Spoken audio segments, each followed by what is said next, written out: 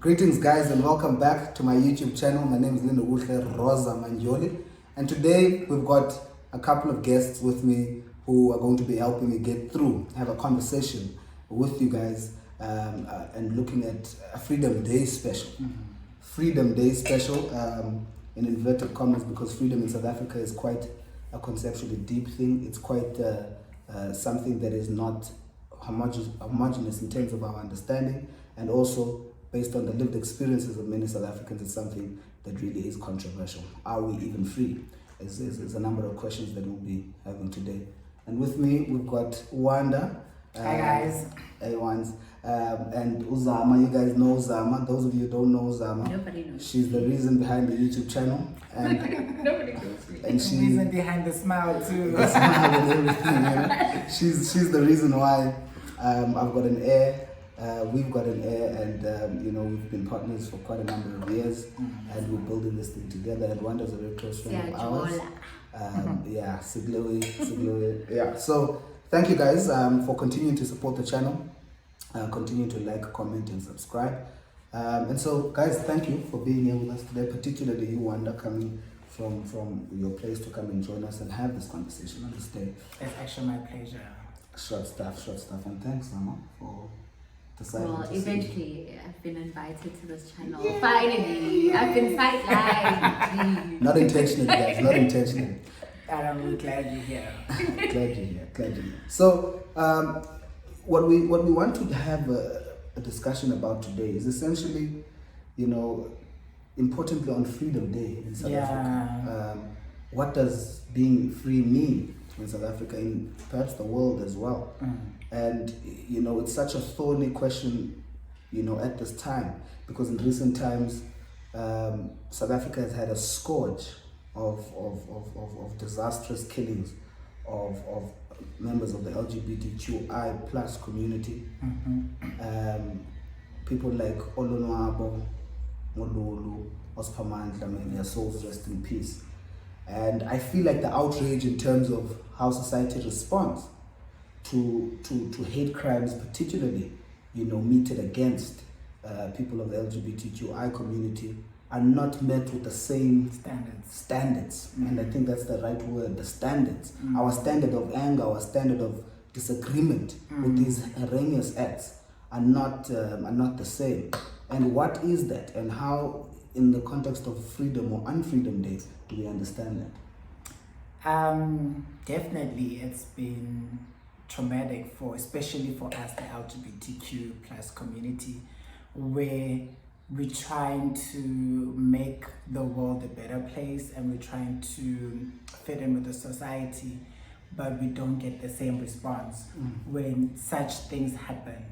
And I remember a time when there was this whole campaign about the GBV campaign, and not to take anything from it, which I think is a good campaign, but the thing is, it was not the LGBTQ situation. It was not as promoted in terms of making people aware of the type of challenges that we face, and also making people identify that we're also like the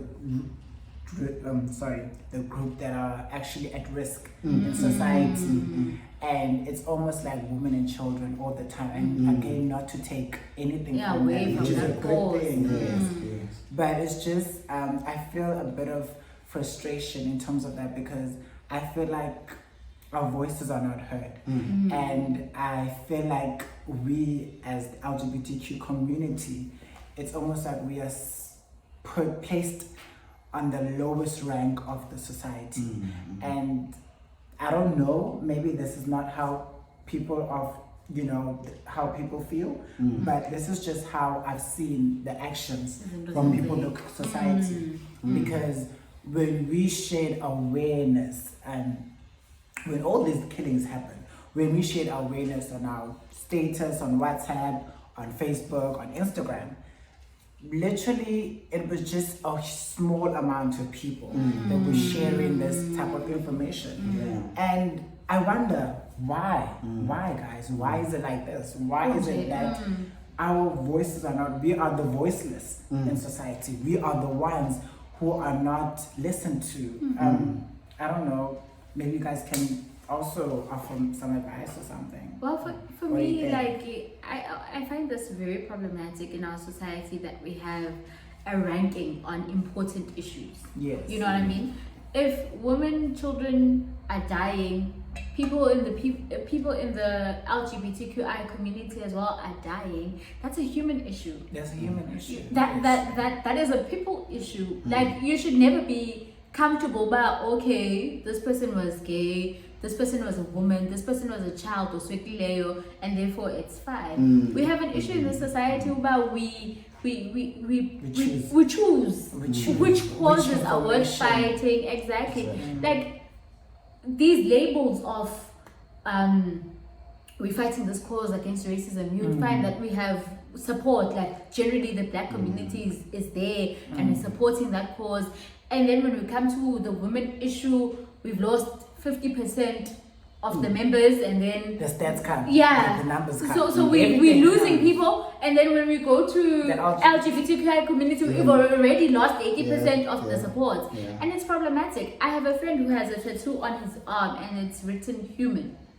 So in that case, we look or view people from a point where people are human. Abantu ngabantu, guys. Ba kusele kumuntu in Khayelitsha, kusele kumuntu in Constantia, kusele kumuntu e10, kusele kumuntu ne-degree, kusele kumuntu 10, kusele ke umntu.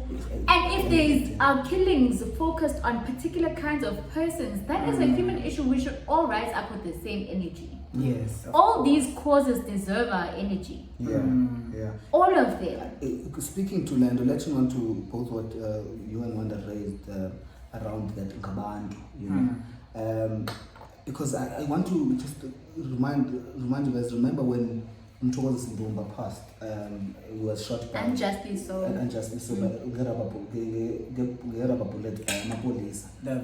Gloves protest, yeah. Yes. So ke ngoku into endifuna uyitsala kwesasehlo intoba there was, and Nanazane had this conversation in the previous video. You guys can go check out the previous video and you just get the context of what I'm talking about.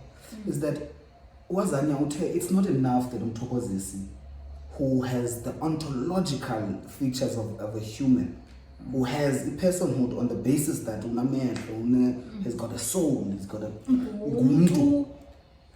it was not enough for us to be outraged. We needed something else to humanize him. So abantu baqaluzana pictures zakhe graduate bamnxibisa ile abantu baqaluzana noba ebengutata nomntana ebene-family bephangela ebene-masters degree.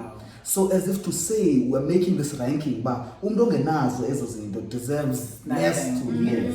And so those sort of things come into that process of we are so dehumanized that in the context of our dehumanization, sizamos humanize against zinto that dehumanize us. True. Yes. Because the education that we constantly fight for, you know, which is nothing wrong, like you were saying, Wanda, when you are talking about the lack of appreciation of the LGBTQI community's issues, you're not taking away the attention that is getting. Yes. It's well deserved. It's well deserved, but you're saying, and I'm a social worker, obviously. So you know I work from a professional point of view as well. So it's to say, but there can be these conversations aren't mutually exclusive. We can have these conversations all at the same time. These conversations are not happening at all, and not at the same scale. So the point where I was going to is to say, it's as if when we fight for education or when we fight for as we are trying to prove to someone else that we are human. Yeah.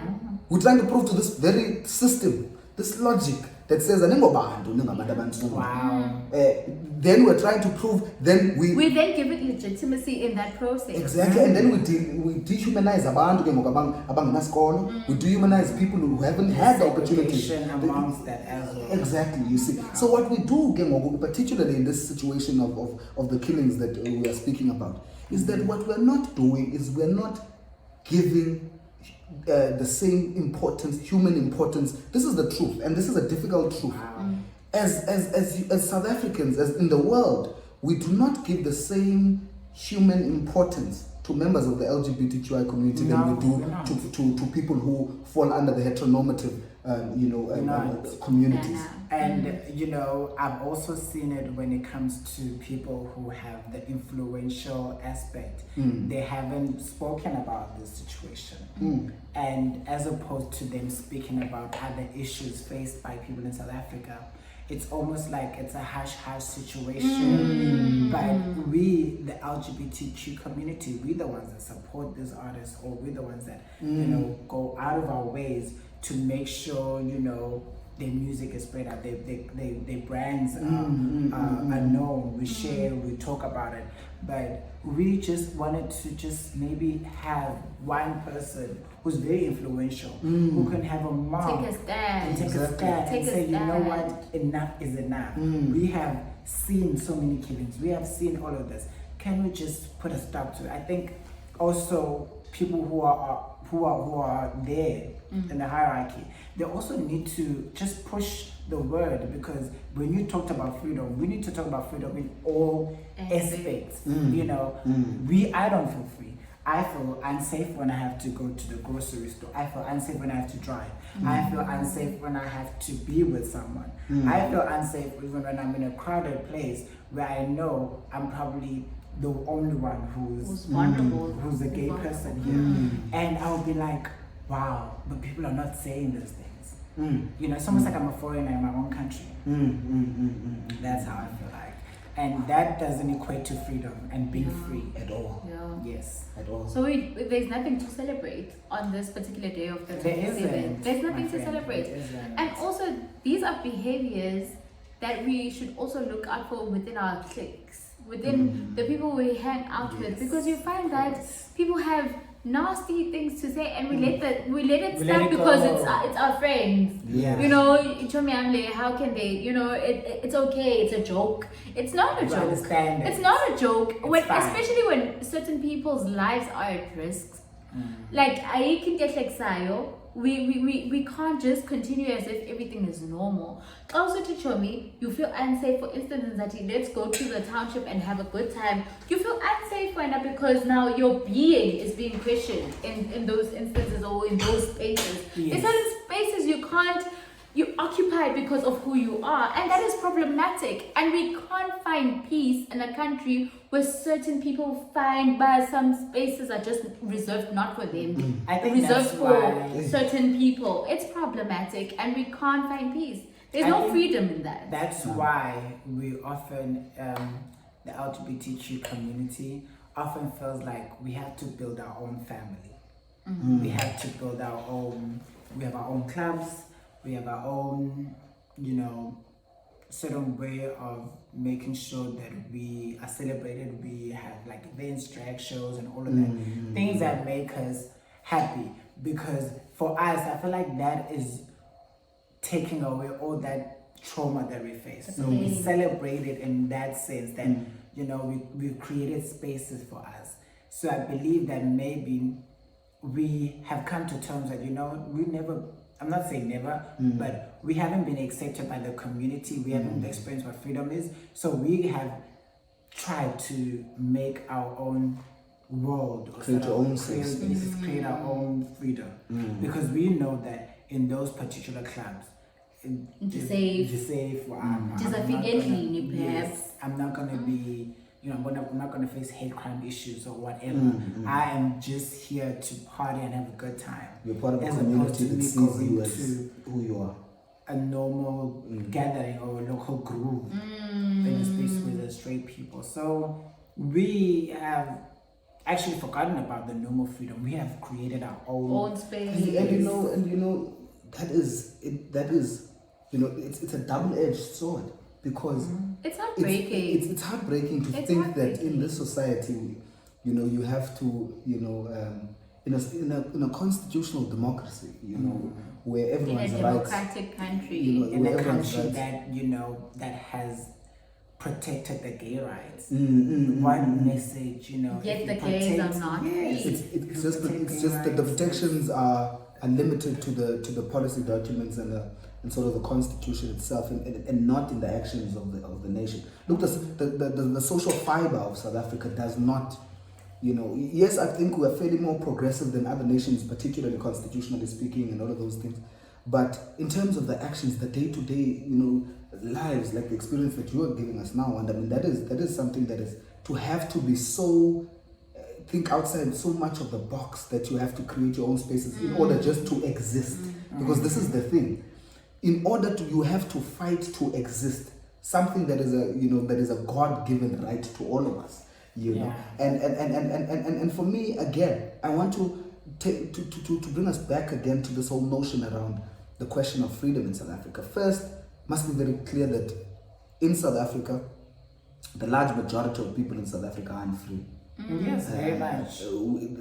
We are so many examples. So many examples. We are not free in the sense that what the constitutional myth, the lie of the Constitution, does is that it sort of dictated to us or interpreted what the liberation struggle was, for the better part of the, from 1910 up until today. It interpreted it as us wanting inclusion into a broader Western a system that was not created for us and our being. Yes, and we wanted to include us into the Western norm, because if constitutional democracies are not even there as a country. As a country, if we get a constitution like London, like England, and many countries in the West and in the US in particular, then it means we're progressive. Yet the liberation struggle wanted us to be able to self-determine. Robert Sobukwe and them speak about this, Steve Biko and them speak about this, and I think even people who are like now, scholars like Tsepo Mahlengozi and Joe Motiri speak about, looking at the Constitution as something that does not represent what we wanted. What we wanted was to be able to build a nation on its own terms that has every human being. Ubuntu is something in South Africa that we speak about, but that we don't enact. Yeah. What does it mean, umdu? I've always said, like, even our courts, they bastard. What is Bastardized. Yes, that word. They bastardized the whole notion of Ubuntu because they use it so willy-nilly. It's like, it's the quickest thing to go to, and guys, South Africa is anything but Ubuntu. The personification of too much alcohol. And we have such a long way to go, guys. We have such a long way to go as a people. And not to take away from what you're bringing forth, and I feel like that's a debate for another day because it needs a whole entire segment and its own unpacking. Even the topic freedom. The topic freedom is just so broad. And just to latch on that, where I was going to say was to say in the context of a whole nation of unfree people, because we know that there are only few sectors of the South African society that are free. But in a nation of an overwhelming majority of unfree people, even us who are unfree, we take away even more freedoms of more people within our own context of freedom, of unfreedom. Because there seems to be we're saying, okay, as a race we are oppressed, because there's this notion that as a race we're oppressed. Essentially, as classes we are oppressed. There's a class of people who are not in control of the mode of production, who are not in control of where the money goes. Because if you want to follow power, we don't know. If you want to follow power in society, you must follow where the money goes. Yeah. You must trace value. Yeah. So if you're tracing value, you will find that there are people like Petrus Motsepe and all of that, but we don't want to critique Petrus Motsepe because he looks like us. But his interests are not the same as us because of his relationship and his experiences as well are very different from us. We don't know anything. Yeah, I feel like people just always try to run away from the money issue, but money is not that much of a game changer and so on and so forth. But let's be honest with ourselves and say there are certain spaces Uzamantungwa or Kamka AKZN who comes from a rural area cannot occupy because she doesn't have money. There are certain spaces that I can't occupy because I don't have that money and that social standing in society to say about, I'm carrying a Louis Vuitton bag. Yes. And therefore I can just get into a room and everybody shakes to my feet. But the other thing that don't be black. The other that goes on, you carrying a Louis Vuitton bag, is it fake? Is it real? That's the and that happens if you're a black person. You get questioned when you're black. Is it real? Is it fake? And I don't question white people carrying Louis. Exactly. We think it's legit for them. It's money. There's so much. But then I'm saying there's something that comes with wealth, Chomi. Like in the spaces we occupy, like for instance, when you go to a fancy restaurant or wine farm, when you go there in a specific car, wearing a specific cologne or perfume, certain people will move differently because they see that, oh, you're not that black. You are this particular kind of black. And it's in the context again. And it happens. And it's in the context again of what. And it trickles down throughout the black community. So you find it men who wear particular kind of suits, and you go down to women who occupy certain kind of spaces, and it happens in the LGBTQI community. Yes, You find it. I've experienced that. I've gone to class in the community, LGBTQ community plus. I've gone to spaces where I would be like, you know what? I know I'm a young boy from Kailicha who just happens to just maybe tag along with a friend into this space. And then I would see that, you know, they looking at me funny. I'm sure they're assuming that I don't have the cars, I don't have the clothes, I don't have the materialistic items. So they treat me in a certain way. I can't date them.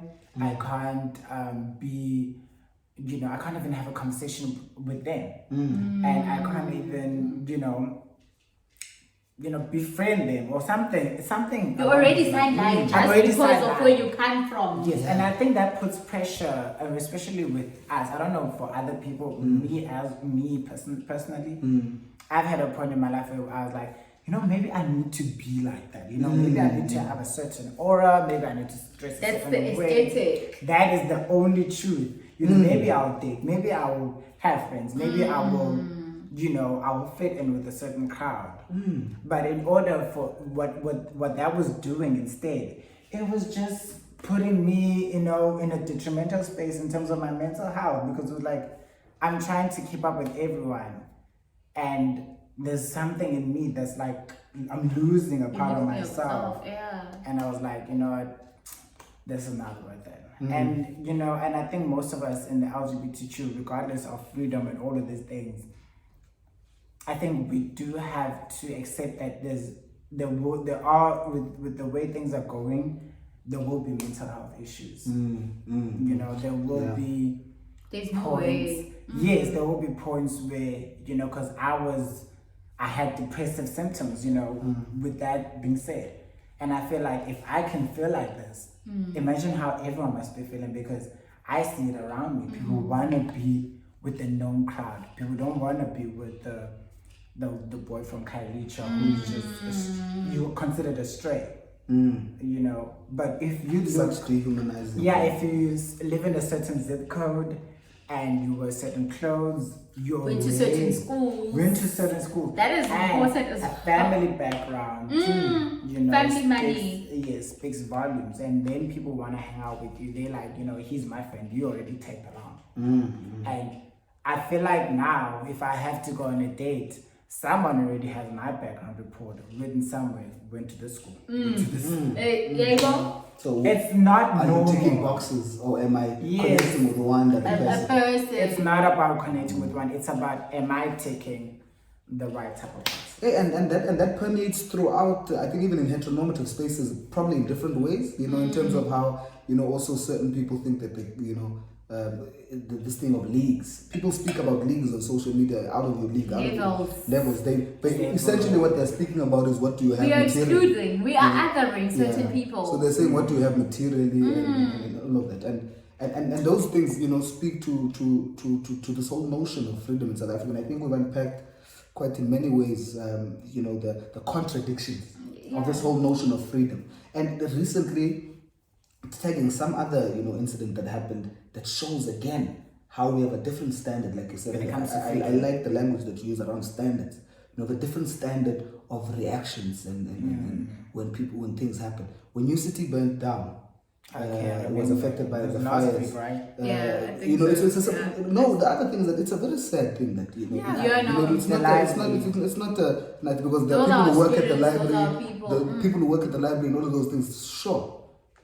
But the response is so staggeringly different to when it's scary, it's scary. And to the point where it tells you who this society sees as human. Yeah, because like... Is it because maybe it's considered as norm for my shack to burn down? Exactly. Is it considered, we've accepted it as normal. That you're living in a shack, it's bound to burn. Books, apparently, that got burned down in the UK. And you hear lives lost, you hear people's livelihoods, you know, the lost. And like to what extent? It is crazy in the things that we see in the society day in and day out, because I always say, like, South Africa, we uncover something new every day, and if you turn a blind eye to these things, good for you. If you can switch it on and switch it off as you wish.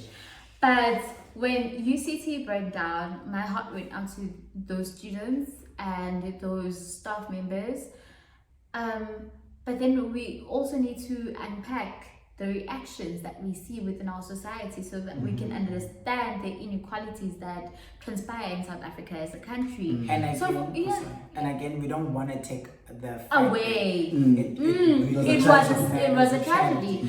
But we just want to send a word that, please, guys, let's keep the same energy. Let's keep the same energy throughout, because you were going to go to UCT for your PhD study, right? And because there were so many original documents and so on and so forth. Yeah, special, like India UCT is a tragedy. But we see in the townships, shacks burn down, and they burn down a lot, and we never see helicopters going there, flooding the South African National Defense Force. It's like one pipe hole that went to the community, and they just it's problematic, and people lose their lives. Yes. And we what thank God they have to start over. We thank God they're not sent to hotels. They're not sent to fancy places. We thank God that in UCT nobody lost their life and anything like that.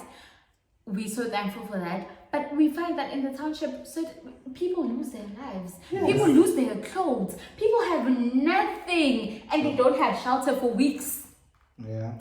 And hotels were so good. So what are you saying in this society? Some people are more worthy than others. Aside for those people, like, it makes no sense. It makes no sense, guys. Even if you look at the disaster management and how the resources are apportioned. It's very different, It's you see it in everything. Like you said, you see it in everything that the state operates. The state also, you see, the people want to look at the state as if it's organized in terms of, a blind, it's like the law. They look at the law, the Lady Liberty doesn't see. Well, Lady Liberty has eyes. And her eyes are very classed, and they've got a class lens, they've got a race lens, they've got a gender lens. Because to even get to Lady Liberty, let's say maybe it's a civil case, it is so difficult to get to court. Unlike now, if something happens to me right now, I can say, okay, I can put away this 10K to find a lawyer, go to court, action this, action that. So even our courts are inaccessible to people who need them the most. And that's the truth we're not speaking about. We see these inequalities transpire in South Africa in every aspect, because you're going to take a civil case to legal aid. It's going to take a while. Wow. Yeah. Because they're already so understaffed. Yeah. So who are the courts serving the most? It's people with money, and money talks. The situation that happened in UCT was just in 5 minutes. It showed you. Hotels were like, come through, we'll sort you out. So there's food, there's everything. Yeah, it's irritating. We also have social media for those people who don't have this. Exactly. Why can't we use social media? Yeah, it showed.